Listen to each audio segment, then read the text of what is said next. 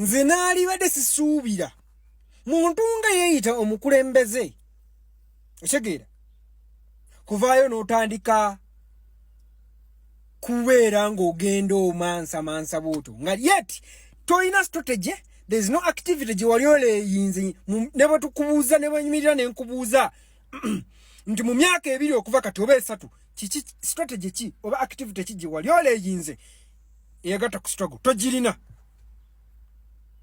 apart from okubeera active nga mukulembeza ajja. And yet yes of course omanyi nti ate emize gimu temutusindiikiriza kwogera bintu ffe tusirika tetugenda kubeera nga mwe abasiru. You call someone and discussing about something, but because muli shallow minded, nali badde nsubira omuntu omu ng'omukulembeze okutrendinga ngo ina activity oba strategy gy'osindika n'ogamba bannange naleese kino kisobola okutuyamba okuzuukusa struggle kubanga yo yeebaka yafa. Ekibuzibu temwagala kubagamba fact, that's a fact. Banaye tukole bwe tuti naye bw'oba trendinga nga ngokyali mukya kwagala okay omuntu akoze ekintu right nakugamba nti kino kiri bwe kiti lwaki bwoba manyi tekikola ko sina kituufu kyayogera. Why are you defending yourself?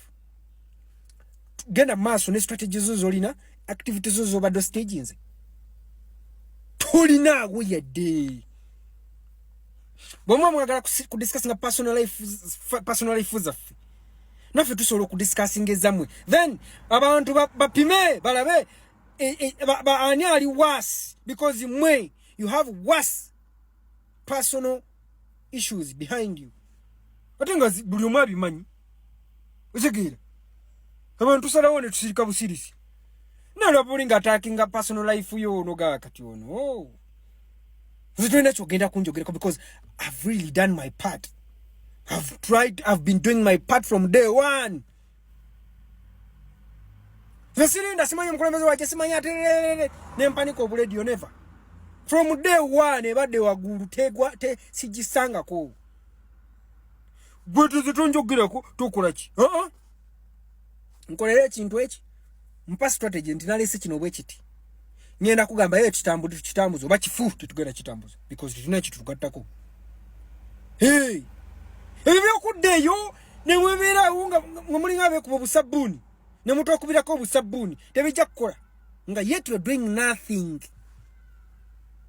Mu myaka 3 ombulireyo nti activity na kubanga kankubulire revolution gye tuli meno njoba naliko ku TV wet uli mu diaspora nti tulina South African chapter olina kumpapula zo tambulirako za kugamba nti wadduka mu 7 but there is no strategy. Abasajja ba South Africa balwana nga basinzira mu nsize bali nga bagenda ku radio ne bagenda ku ma TV ne bagezaako nayo ne wanu gwe abeera n'abantu abave Kampala nga bavula president gobeera nabo era to you being them is normal obeera nga oli happy ne munywera ku plate ku glass yemu ne mulira ku plate yemu then otandika kunjasamira because nzo omuntu yenna mubala